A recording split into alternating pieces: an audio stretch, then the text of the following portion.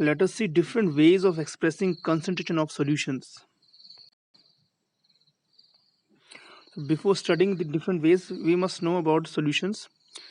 एक solution जो होता है homogeneous mixture होता है.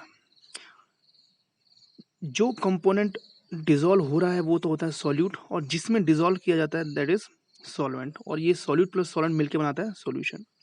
अभी आगे जहाँ पर भी हम यूज़ करेंगे तो ए मीन्स सॉल्वेंट होगा, क्योंकि सॉल्यूट और सॉल्वेंट में जो ज़्यादा जिसका कंसंट्रेशन होता है उससे हम सॉल्वेंट कहते हैं, और उसे हम डिनोट करेंगे ए से. बी मीन्स सॉल्यूट होगा. फर्स्ट देखते हैं mass percentage. Mass percentage means एक फॉर्मूला में या एक सॉल्यूशन में सोल्यूट या सॉल्वेंट किसी का भी कर सकते हैं हम. अगर हमें सोल्यूट का मास परसेंटेज निकालना है तो हमें करना ये है मास of solute. W means mass होगा, बी मैंने बताया था बी मतलब सोल्यूट लिया जाएगा, तो W B mass of solute upon W A plus W B, यानी ये मास ऑफ सोल्यूशन है, तो mass of solute upon mass of solution into 100. इस तरीके से निकलेगा मास परसेंटेज. ऐसे ही सॉल्वेंट का भी निकल सकता है, उसमें W A upon W A plus W B होगा. नेक्स्ट आता है मोल फ्रैक्शन, यानी अगर हम मोल के टर्म्स में हम कहते हैं, मोल के टर्म्स से सपोज हमें जो है मैंने क्या बताया था ए मीन्स होता है सॉल्वेंट, तो यहाँ पर एन ए है. एन ए मीन्स अगर हमें सॉल्वेंट के मोल्स का फ्रैक्शन लेना है तो हम करेंगे, इसे कहते हैं जाई ए, यानी mole fraction of solvent equal to N A means number of moles of solvent upon N A plus N B. इस तरीके से हम जो है मोल फ्रैक्शन निकाल सकते हैं. ये है chi A equal to N A upon N A upon N A plus N B. N A यहाँ पर number of moles of solvent है. सिमिलरली हम जाई बी यानी mole fraction of solute, B यहाँ पर सोल्यूट है, निकाल सकते हैं. कैसे निकालेंगे? Number of moles of solute upon total number of moles. इसकी कोई यूनिट नहीं होती है. और जो सबसे इम्पोर्टेंट है वो है मोलैरिटी. बहुत बहुत ज़्यादा इंपॉर्टेंट, इतनी ये हर जगह क्वेश्चन में आएगा और वहाँ पर कंफ्यूज करेगा, इसे आप बहुत ध्यान से देखेंगे मोलैरिटी क्या है. तो ये समझिए कि यह है number of moles of solute. Simple language में अगर सोल्यूट यानी जिसे हम डिजोल्व कर रहे हैं जो स्मॉल अमाउंट में है, उसके कितने मोल प्रेजेंट हैं 1 लीटर ऑफ द सॉल्यूशन में. ध्यान समझिएगा, molarity means number of moles of solute. अगर हम सॉल्ट को वाटर में ऐड कर रहे हैं यानी तो सॉल्ट के कितने मोल्स हैं जो कि 1 लीटर सॉल्यूशन में डिजोल्व हो रहे हैं.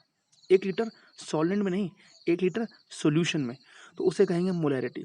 कैपिटल एम से डिनोट करते हैं, M equal to N B upon V L. ये हमेशा लीटर में ही होगा.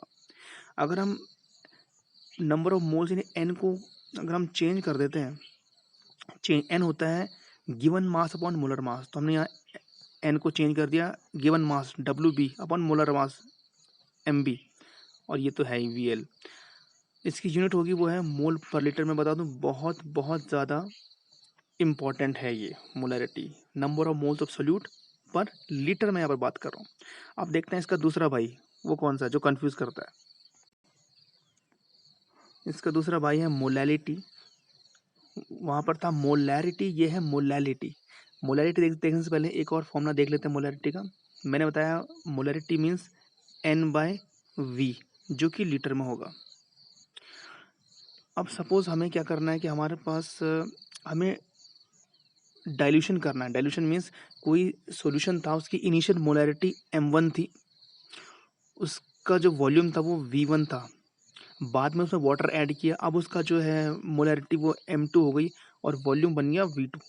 तो इनके बीच रिलेशन होगा m1 v1 equal to m2 v2. इसे कहते हैं डाइल्यूशन फॉर्मूला.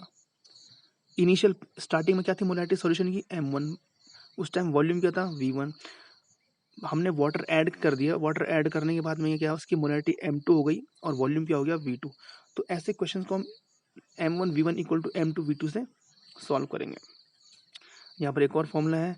अगर सपोज कीजिए कि जो सब्सटेंस है वो सेम है,